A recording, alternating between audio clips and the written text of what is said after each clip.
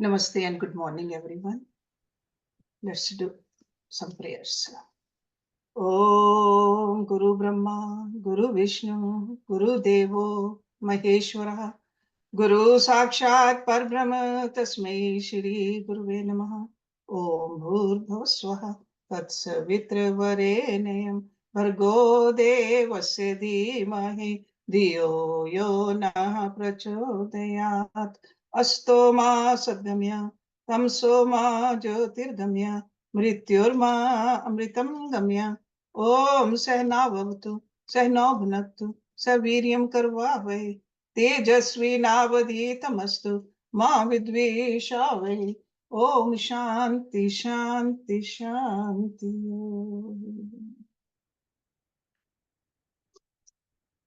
Today we are going to look at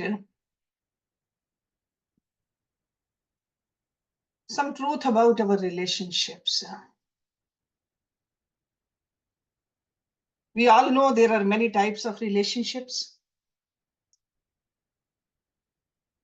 Husband and wife, parents and children, teacher and student, employee and the employer, even trade union and management, supervisor and the manager. These are all different kinds of relationships. If you really want to dissect the nature of the relationships,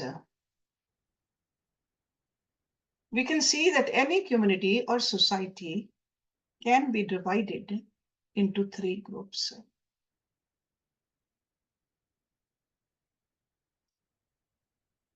The first group wants the profit in their business transactions and deals, pleasure in their daily activities, pursuits, or there could be a popularity among relatives and friends. In order to have all these three, IQ is needed, intelligence. That IQ alone is sufficient to have all this. But there could be a second group of people. They want genuine and long-lasting relationships. Peace of mind. So in other words, they want happiness in life. Harmony in family. Health, both physical and mental. So in order to achieve this, they need emotional quotient also, not just IQ, EQ also. So EQ in addition to IQ. But then there could be a third group of people in any relationship. They want infinite happiness.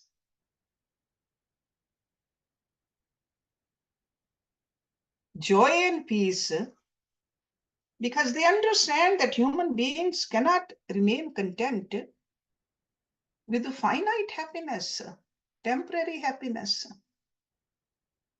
or temporary joy and peace.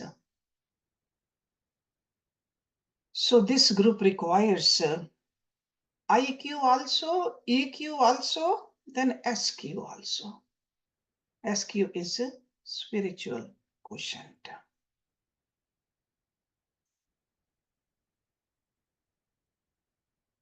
Today I am going to give you ABC of a relationship. If you keep this in mind, work on it, you can have a healthy relationship, peaceful relationship, profitable relationship. I'm going to give you some tips based upon A, B, C, D, E, F. Often we talk about A, B, C, D of a happy marriage, but this is a lot more than just a marriage. So few tips for long-lasting relationships in alphabetical order, so that we can very easily remember it. For A, assess, accept, and adjust.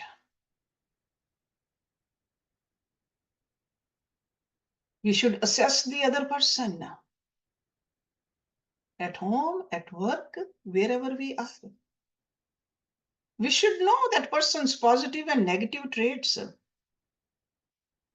Accept him or her as he or she is. Because as we know, there got to be a certain give and take in any relationship. We have to learn how to adjust ourselves accordingly to the law of nature. We all know the golden rule. In matters of opinions, swim swiftly with the current. In matters of principles, stand firm like a rock. Let me repeat it again. In matters of opinion, swim swiftly with the current. And in matters of principles, stand firm like a rock. In most relationships, it will be found that in 90% of the time, the conflict is due to difference in opinion. And only in 10% of the time, it is due to principles. So if you adjust 90% of the time with others on opinions, they will adjust 10% of the time with your principles. And that's how the relationship remains smooth. And let me tell you, this is true in any type of relationship. Parents and children, husband and wife, relatives, friends, disciples living as a community in the ashram. Wherever you are, if you remember this, you will see relationship becomes better. I can cite many, many examples, but we don't have much time in these classes. We'll go through the examples maybe some other day.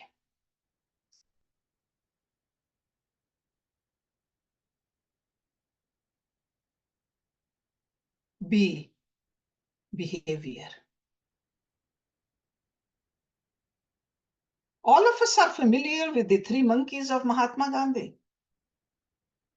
See no evil, hear no evil, speak no evil.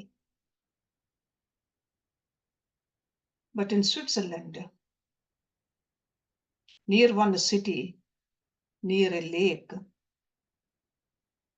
there is a sculpture of three monkeys of a strange kind. The first monkey has one eye open and the other closed. The second, one ear open and the other closed.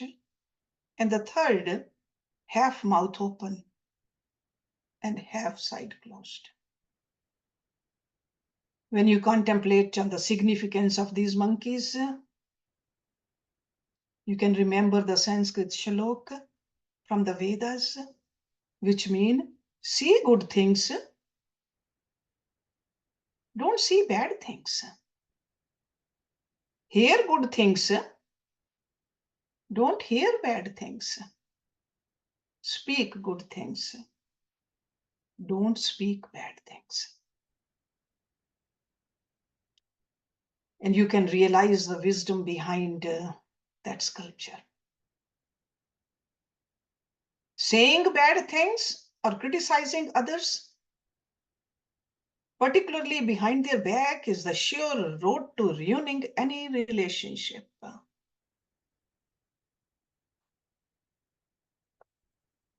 Being too frank while speaking also results in criticism. What does Bhagavad Gita say? Speak the truth, but speak it politely. Don't speak bitter truth.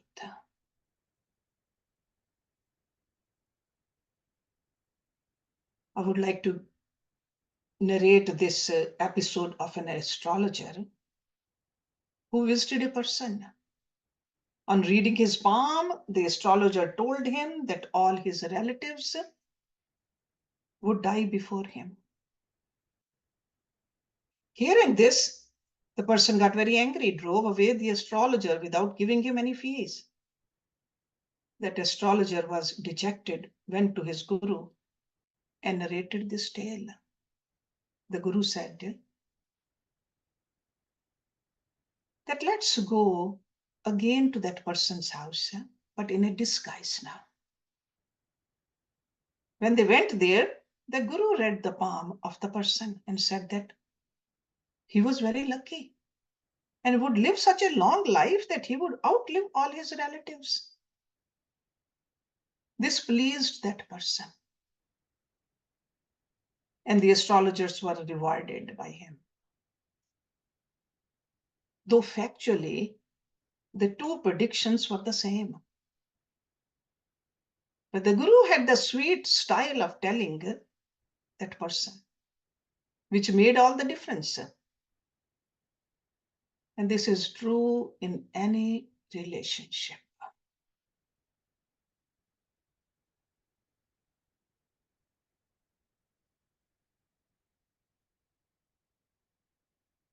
If you want peace of mind, don't look at the faults of others. Don't look at the negativities. If you want to see faults, see your own faults. In this world, nobody is perfect. Everyone has positive and negative points. Of course, in varying degrees. There is none with only positive qualities, none with only negative qualities. So that means nobody is 100% sattvic and nobody is 100% tamasic.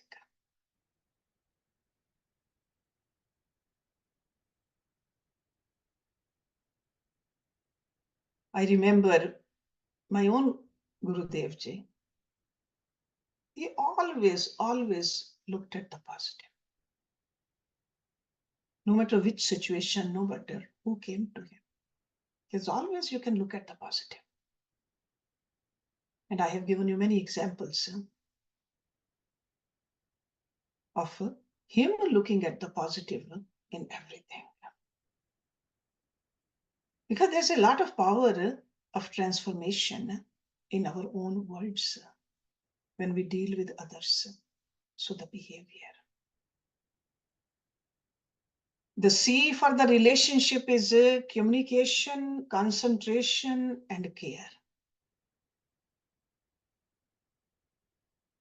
Proper communication is vital to maintain any relationship. And lack of communication or miscommunication can result in misunderstanding, and it can break up any relationship. The more the communication, the better the relationship, they say.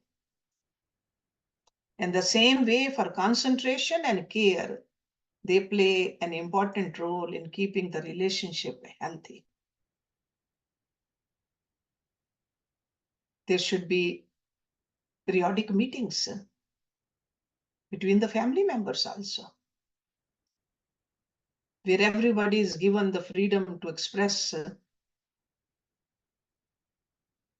It could be something bothering them or something they want to share, because it can go a long way in bridging the communication gap in the family members. And caring for others does not mean merely caring for others' comforts, but also means caring for others' opinions. Just like our opinion is very important to us, their opinion is important to them too. Sometimes we think as adults or grown-ups or seniors now, we know everything. No, listen to them also.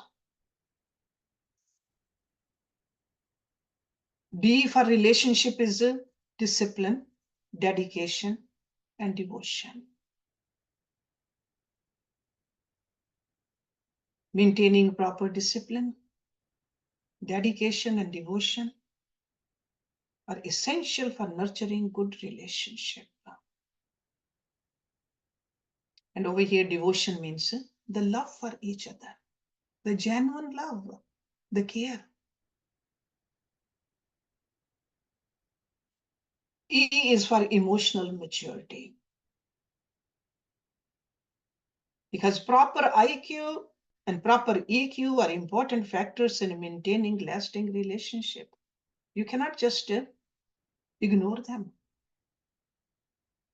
So self-awareness, impulse control, empathy, zeal, motivation, they all constitute important components of emotional maturity.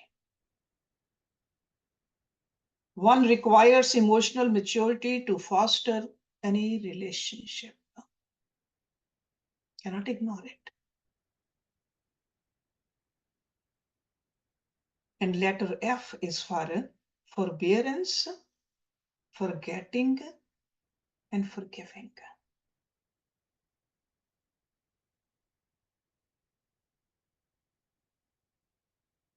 There is an excellent example of forbearance in the case of Japanese Prime Minister Osan. His extended family consisted of 200 family members. All of them lived together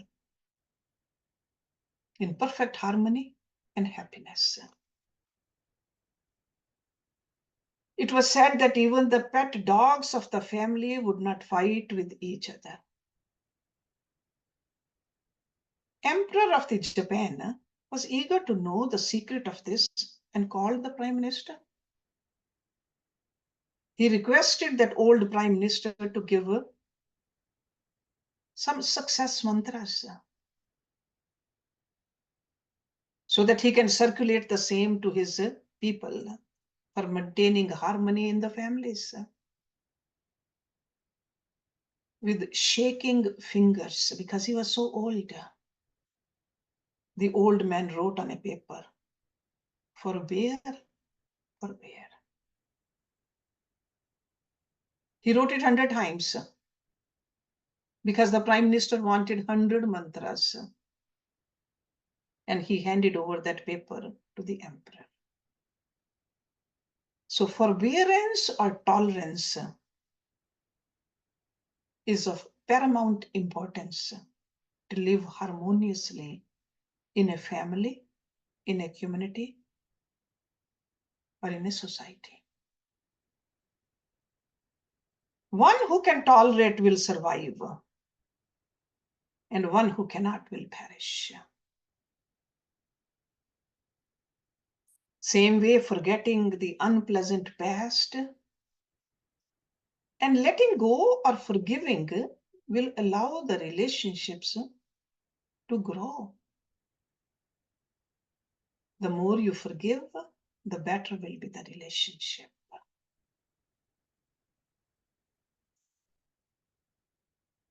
All of us yearn for fulfillment in life.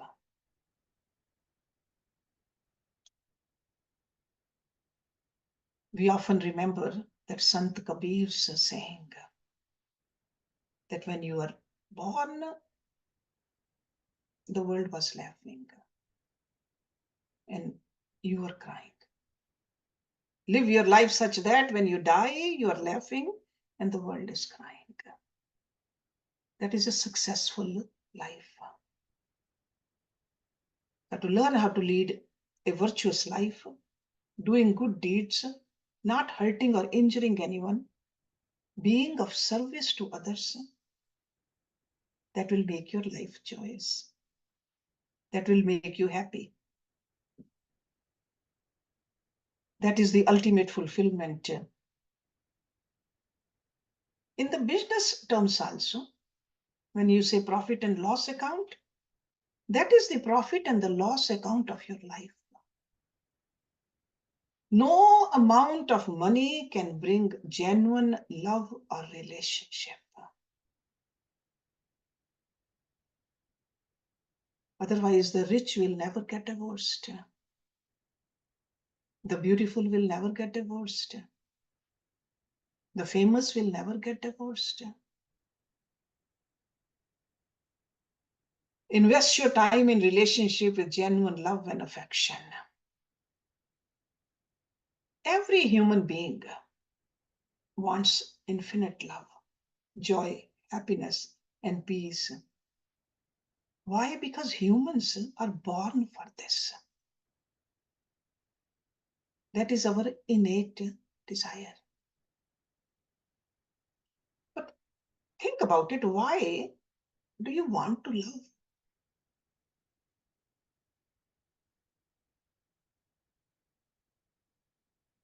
Some psychologists said that it is nothing but the psychology of union.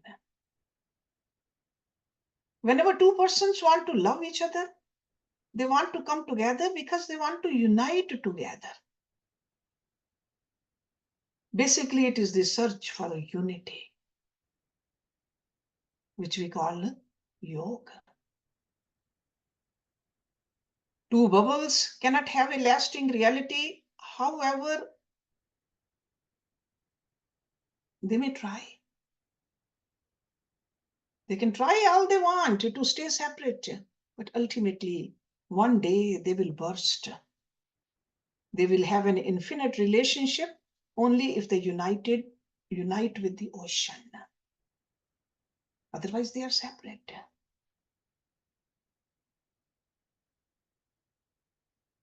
The religion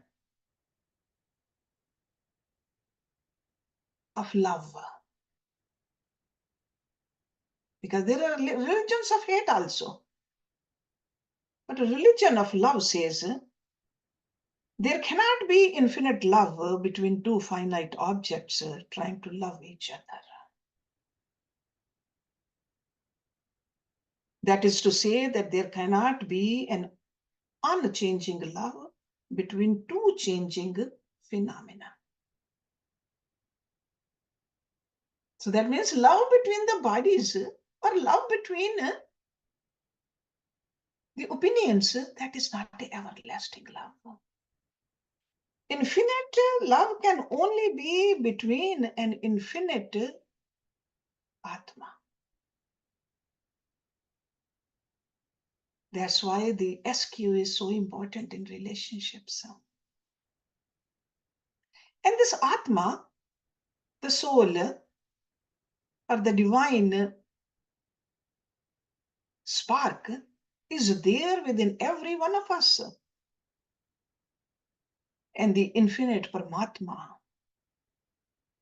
which is the infinite divine reality or the supreme divine consciousness, we call it Satyam Shivam Sundaram. The ultimate truth, the ultimate love, ultimate beauty. Love or relationship with other fellow beings will end with the death of one or the other.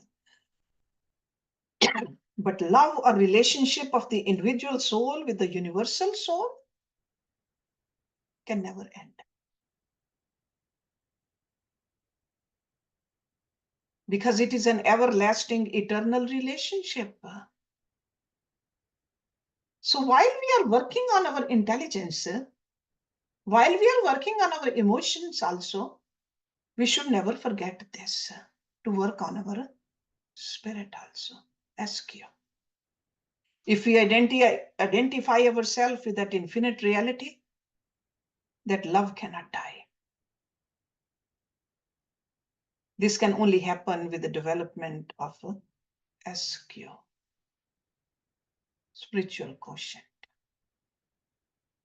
That means each soul is potentially divine.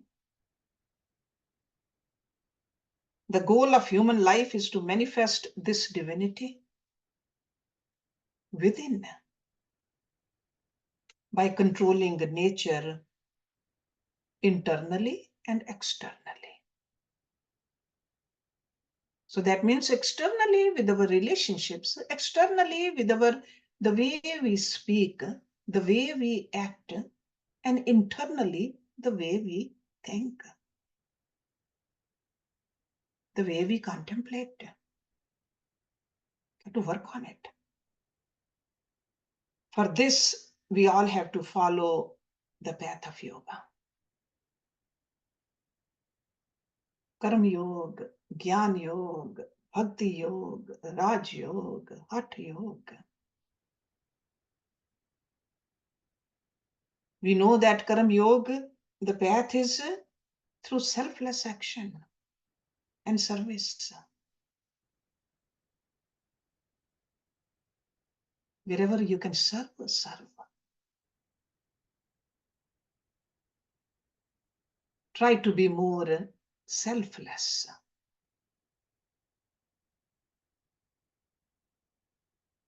In Gyan Yoga, the path is by reading the scriptures, good books, contemplation with positive thoughts. That's also needed. Swadhyaya. Being in the company of the Guru.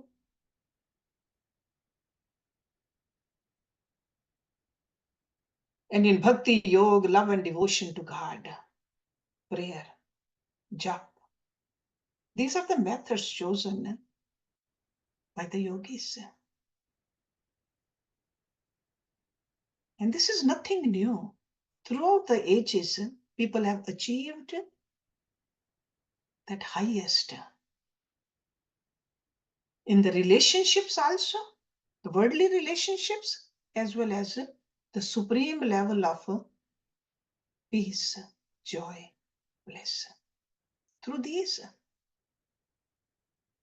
are well tested and tried methods.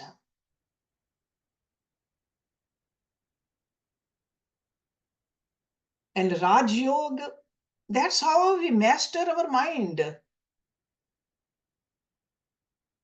Because without mind, we know that this body can give us a lot of problems.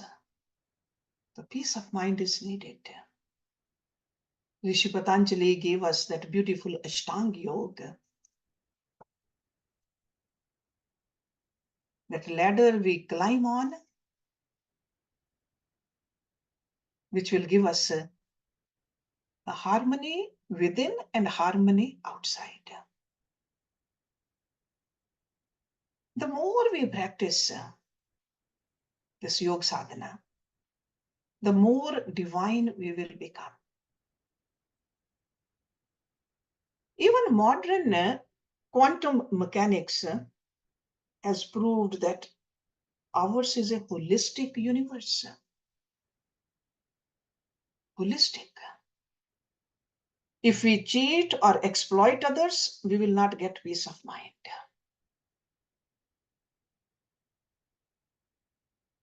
And that is the law of karma.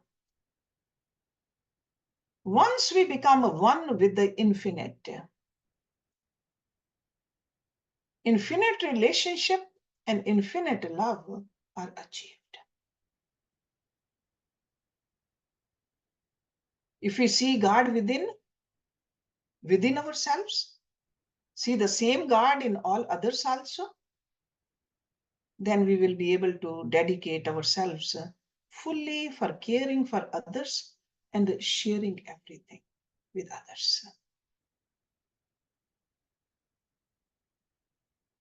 We got to learn how to breathe in this kind of a contemplation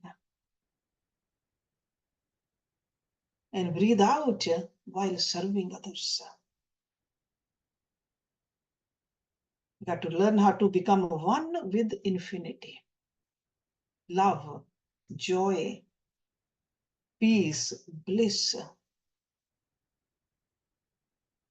Only then we'll see that in every relationship, it just culminates into that. Even though there is a suffering in the outer world, there won't be any suffering, no misery, no pain, because you are connected with that ultimate bliss. We have the power to convert all our relationships into divine relationships. Whether it's a relationship with our mother, father, teacher, guests, or our co-workers. They are all representations of the divine.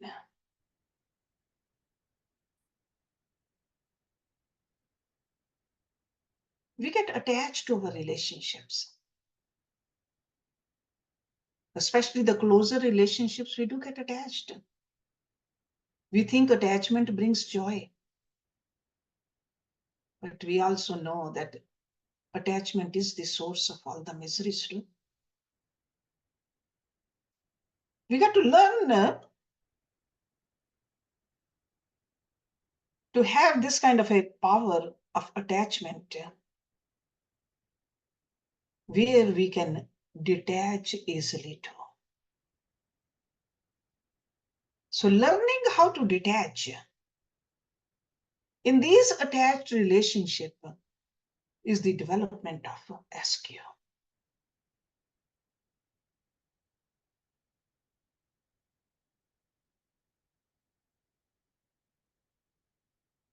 Often we just,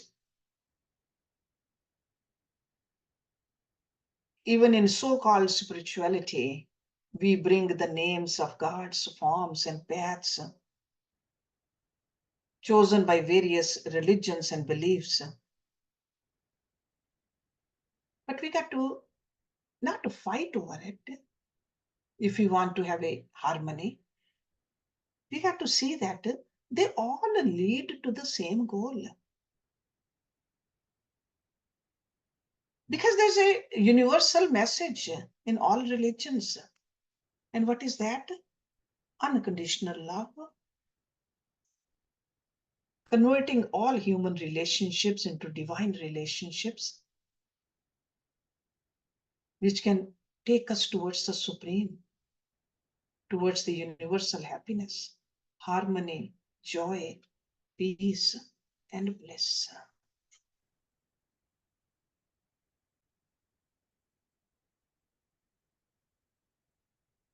So, working on one side alone is not going to work.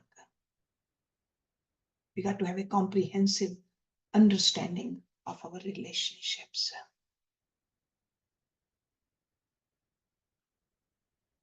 Sometimes we just put too much time and effort into one side alone.